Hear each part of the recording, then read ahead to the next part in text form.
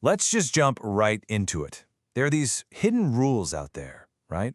Rules that govern power and respect. And they're working all around us, whether we see them or not. We're about to break down 12 of these Machiavellian laws that, well, pretty much shape everything. Okay, so right out of the gate, our source material just throws a grenade at a core belief most of us have, that being nice and open gets you respect. It says, flat out, that this is a lie. That's a heck of a way to start, and it forces you to kind of sit back and question everything you thought you knew about how people work. All right, so if the old rules, the nice guy rules, are a lie, then what are the real ones? That's what we're here to unpack. We're going to get into a whole different framework for understanding influence, one that's built on pure strategy, not on feelings. So, our first big theme here is all about perception. Because you got to understand this. Power isn't really about what you have. It's about what other people think you have. It all, and I mean all, starts with how you manage your own image. And that brings us right to law number 1. Think about it.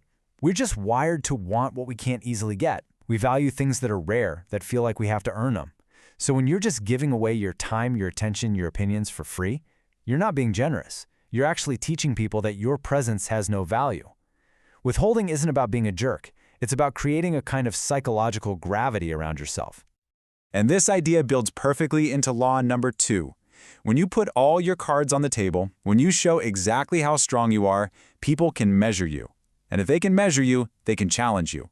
But when you hold back, when your power is just implied, well, that's when people's imaginations go wild. They don't know your limits, so they hesitate. And that unpredictability, that's what gives you control. And this is where your reputation comes in. That's law number 7. Your reputation is the ultimate tool for managing perception. It's this invisible force that does the heavy lifting for you. Once you build it through consistent action, it walks into the room before you do and tells everyone who you are without you having to say a single word. And this all really culminates in the core idea of this section, which is Law 9. Power isn't something you do, it's something other people believe about you. It's a total mind game. If people assume you're powerful, they start treating you like you have it, and guess what? That makes it real. It's this crazy self-fulfilling prophecy that starts entirely in the minds of others. Okay, so we've got perception down. Now let's talk about what happens when you actually interact with people. This section is all about the rules of engagement, the laws that dictate who comes out on top in relationships, conflicts, and any kind of negotiation. This is where the game is really played. Law number 3 is the silent, beating heart of influence. In any relationship, business, personal, whatever, there's this invisible tug-of-war of who cares more. The person who needs the bond less, the one who's less emotionally invested, they're the one in control. It's not about being cold, it's about strategic positioning.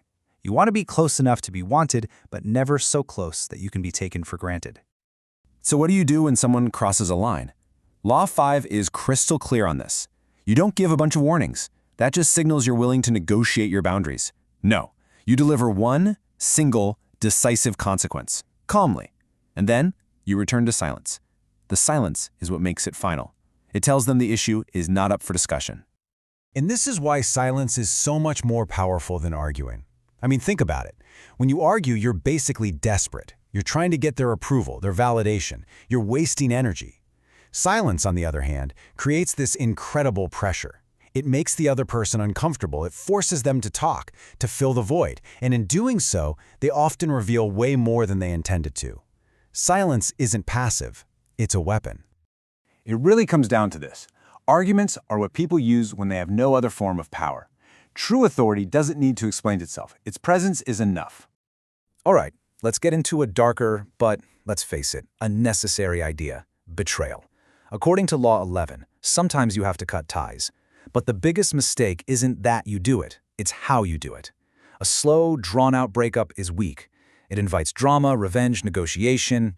A quick, clean, decisive break, while it might hurt more in the moment, is strategically way better. It shows absolute resolve and slams the door shut for good. Okay, let's get to our final section. We've talked about how you're seen and how you act, but none of that matters if your head isn't in the right place. This is the inner game. This is the engine that makes it all run. Okay, law number 4. This one's tricky. Appear friendly, but never ever trust. Friendliness is a tool. It's a tactic, a mask you wear to lower people's guards and get them to open up. But trust? No.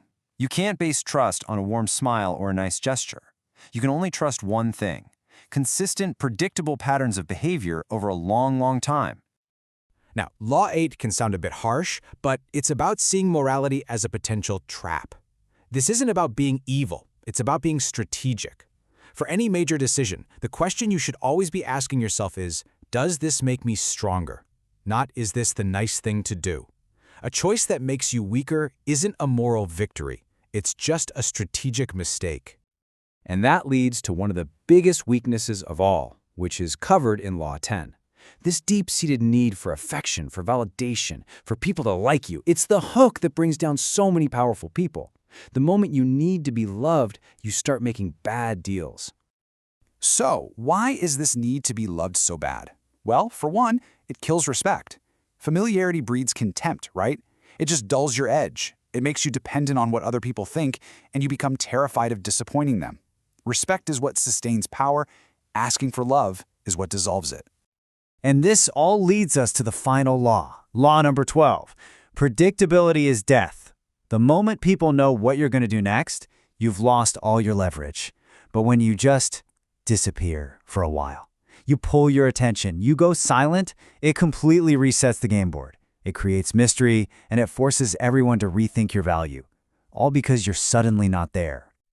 So when you boil it all down, what's the core philosophy here? It's really about three things. First, master perception, control the narrative. Second, control the engagement, dictate the terms of how people deal with you. And third, and maybe most important, fortify your own mind. Always choose strategy over emotion. So that leaves us with one last big question, and this one is for you.